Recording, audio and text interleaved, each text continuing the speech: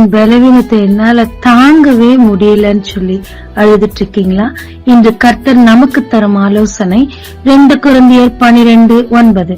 என் கிருபை உனக்கு போதும், பலவீனத்திலே என் பலன் பூரணமாய் விளங்கும் என்றார். ஆகையால் கிறிஸ்துவின் வல்லமை என் மேல் தங்கும்படி என் பலவீனங்களை குறித்து நான் மிகவும் சந்தோஷமாய் மேன்மை பாராட்டுவேன். எதில விழாதவங்களும் புகழ்ல பெருமை ஏற்பட்டு விழுந்துருவாங்க. லூசிபரும் அப்படித்தான் விழுந்தாரு. அப்படிப்பட்ட வீழ்ச்சி தனக்கு வேண்டாம் என்று சொல்லிதான் எல்லா விதமான பலவீனத்திலே இவர் மேன்மை பாராட்டுறாருங்க. பலவீனத்துல சந்தோஷமா மேன்மை பாராட்டுவேன்னு சொன்னாரே, செய்தாரா? ஆமாங்க.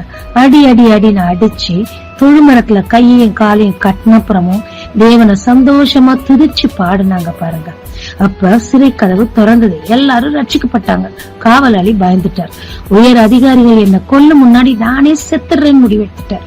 உடனே பவுல் சொல்றாரு, நாங்க வெளியே போறதில்ல, நீ அப்படி ஒண்ணும் செய்யாதன்னு சொன்ன உடனே அது வரைக்கும் அதிகாரிக்கு பயந்தவருக்கு இப்ப பயம் இல்ல பாருங்க. அவங்களை வெளியே கூட்டிட்டு போய் காயம் கட்டி சோறு போட்டு குடும்பமா ஆண்டவரை ஏத்துக்கிட்டாங்க. இங்க அவருடைய பலவீனம் கூட மாறி போச்சு. அநேக நேரத்துல நாம் நம்மை உயர்த்தாதபடிக்கும் அநேகத்திற்கு முன்மாதிரியா இருக்கவும் கர்த்தர் இந்த பலவீனத்தை நம் வாழ்க்கையில் அனுமதிக்கிறாருங்க. இந்த பலவீனம் ஏன் வந்தது? இவர் ஜெபத்தை ஏன் கர்த்தர் கேட்கவில்லை? வியாதிப்பட்ட குழந்தை இருக்குமானா பெற்றோர்கள் அதுக்கு ஊட்டுவாங்க, தூக்கிட்டு போவாங்க, ரொம்ப கன்சர்னா பாத்துக்குவாங்க. வியாதி இல்லாத ஒரு குழந்தைய கேஷுவலா பாத்துக்குவாங்க. அதேதாங்க இவர் பலவீனப்படும் போது அநேக நன்மைகள் கிடைக்குது. ஒன்று, இவர் தன்னை உயர்த்தாதபடிக்கு பாத்துக்கிறாங்க. இரண்டாவதாக தேவனுடைய கிருபை, வல்லமை, பலன் எல்லாமே இவருக்கு ஒரு ஸ்பெஷல் கன்சர்ன் கர்த்தரிடத்துல இருந்து கேக்குது. அதை நினைச்சுதான் இவரு அவ்வளவு சந்தோஷப்பட்டு மகிழ்ச்சியா ஆண்டு துதிச்சு பாடுறாருங்க. வேதம் சொல்லுகிறது, தன்னால் தெரிந்து கொள்ளப்பட்டவர்களுக்கு சகலமும் நன்மைக்கு ஏதுவாய் நடக்குதுன்னு சொல்லி.